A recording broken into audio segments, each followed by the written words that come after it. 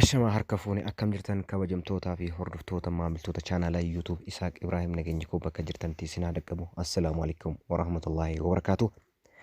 Arralee kaa viidiyoo isin fayyadu takka isiniif qabadhee dhiyaadhee jira. Viidiyoo tan hanga dhumaa daawwadhaa. Calqaba namoonni chaanala koo haaraa taatan subscribe gochuudhaan na jajjabeessaa maatiin haftaa isiniin jedha.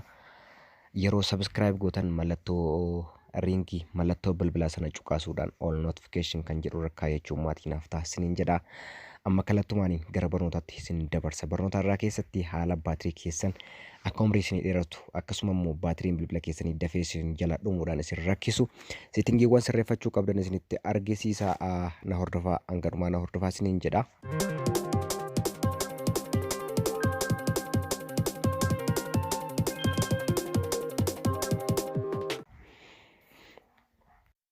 Hayyeen kaa calqabame seetingii bilbila keessanii keessa seentanii jechuudha. Waan guuttatan isinitti argisiisa. Ani har'a waan isinitti argisiisu waan 5-6 seetingiiwwan sirreeffachuu qabdanii kan isinitti argisiisu. Calqaba kaa seetingii keessan ni bantanii namni bilbila isaarra seetingiin hin jiru jechuudha. Erga seetingii bantan jechuudha sana booda akkana gubbaa kanarratti iddoo sarchii kana iddoo nama tuqaa jiru iddoo piroofaayiliin kan koo jiru kana tuqxanii jechuudha. Baatirii kan jedhu sarchi gootan jechuudha. Yeroo tokko baatirii jettanii sarchi gootanii isinii fida jechuudha. Yeroo isinii fidu kaa haala kanaan baatirii ka jedhu isinii fida. Isin amma kaa as keessaa ka filattan calqaba irratti device care ka jedhu kana filattanii isa kana device care ka jedhu kana yeroo tokko kilik gootanii bantanii yeroo kamuu yeroo bilbila gara bilbila keessanii seentan yeroo hunda waan kana ilaaluu qabaattan jechuudha. Kun as biratti baatirii bakka waa'ee baatirii keessanii itti ilaaltan jechuudha. Kunoo app power management ka jedhu as bira jira. This app use a lot of battery jedha in the background. Application ammasitti argitan kun kan mallattoo raayitii ta'e jechuudha.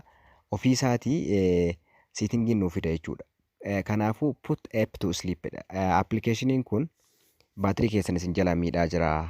Backgrounditti baatirii hedduu fayyadamaa baatirii keessan baay'ee fayyadama parsantii baay'ee fayyadamaa jedha jechuudha. Kanaafuu put sleep ka jedhu kana tuqxanii put ofirraa gootanii jechuudha.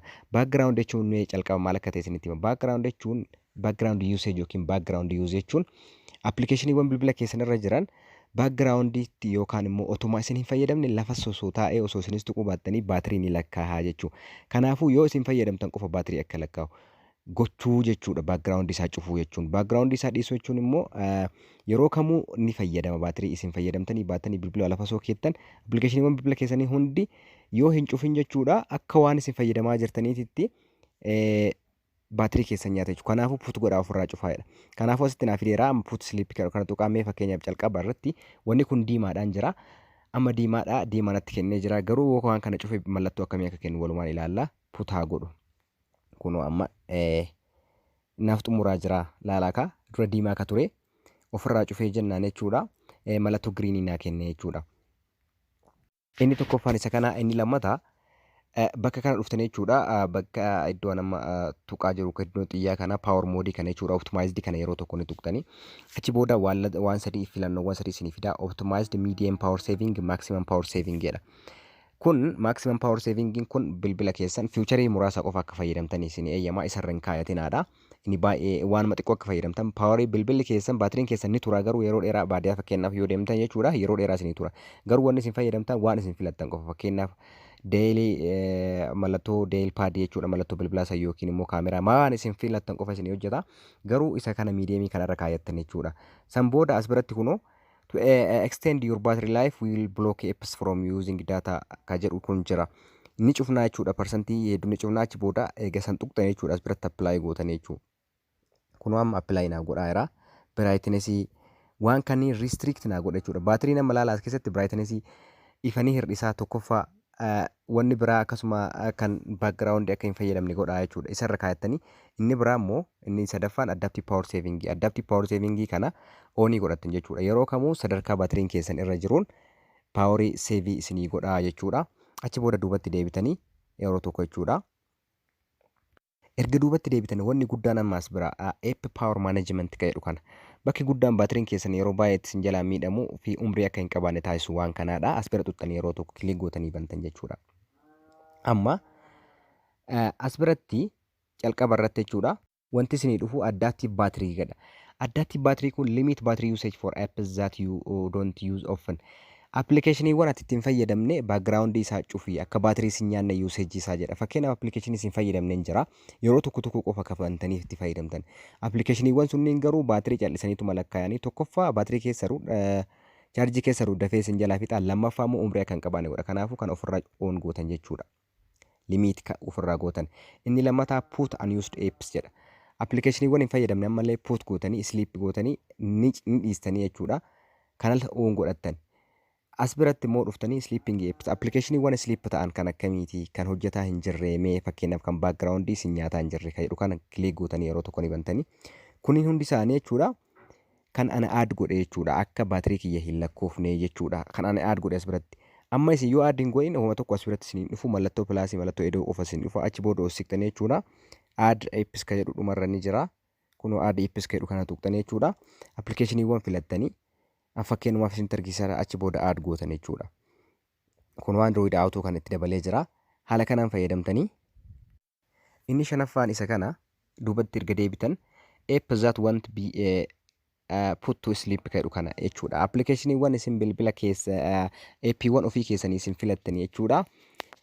Akka hin hojjenne ammas taasiftan kuni kun gargar baay'ee jechuudha. Sleeping apps kan dura adda ta'anidha. Kunniin immoo iddoo addaatitti kan qophaa'anidha jechuudha. Bakka kana inni tuqxanii as bira fakkeenyaaf appilikeeshiniiwwan sadii jiranii Kind Master Voice Recorder, X Recorder jedhu jira kiyya jechuudha. Isin as bira dhuftanii add gootanii kan barbaaddan jechuudha. Achi booda erga filattan as biratti add gootanii jechuudha. Kun as biratti addanaaf ta'ee jira jechuudha. Apps that won't be put to sleep jedhu kana tuqxanii. San booda amma wanni isin hafu wanni biraa duuba deebitanii jechuudha yeroo tokko. Developer option irra kaatan. Developer option jechuun siitingii addaati namni baay'een hin beeku. Developer option san akkana gadi siqtanii jechuudha. About phone kan yookaan yeroo tokko ni tuqxanii about phone kan erga tuqxan jechuudha. San booda software information kan yookaan ni tuqxan achi booda build number kana yeroo torba tuqxanii developer option irra isinii kaaya yeroo torba kilik gootanii bantanii achi duuba deebitanii san booda dhumarra developer option tun turre qara siitingiin tun turre isan kilik gootanii bantanii achi booda akkana gadi siqxan jechuudha. Garuma deemtanii jechuudha. Wi-Fi scan trolling kan jedhu kana irra kaayatan. Inni kun baatirii seevis ni godha. Wi-Fi scan yeroo godhu akka baatiriin isin hin nyaanne isa kana oon godhattanii jechuudha. Isa kana kun waan oon godhadheera. Isa san oon godhattanii tokkoffaa innis isin fayyada. Inni biraa maal gootanii appilikeeshinii bilbila keessanii tokko ni bantanii fakkeenyaaf appilikeeshinii kana haa banu meeyanii eeppii kana haa banuuti gadi qabaa yeroo tokko erga qaqqabee eeppiin fuu kadhu kana bira ni dhufa. San booda baatirii kan jedhu ni jira kunoo as biratti baatirii kana yeroo tokko ni tuqa. Kunoo baatirii app can use battery in background. Kanaafuu appilikeeshiniin kun backgrounditti isin fayyadamaa jira jechuudha baatirii keessan. Kanaafuu oofuuf irraa gootan jechuudha. Kanaaf haala kanaan waan shanan kana yookiin jaan kana fayyadamtanii jechuudha. Baatiriin keessan umrii akka qabaatuu fi chaarjiin bilbila keessanii akka isiniif tolu gochuu ni dandeessanii. Kanadhaaf jennee kanumaan goolabna xumureera galatooma. Assalaamu alaikum warahmatullahi wabarakatuh.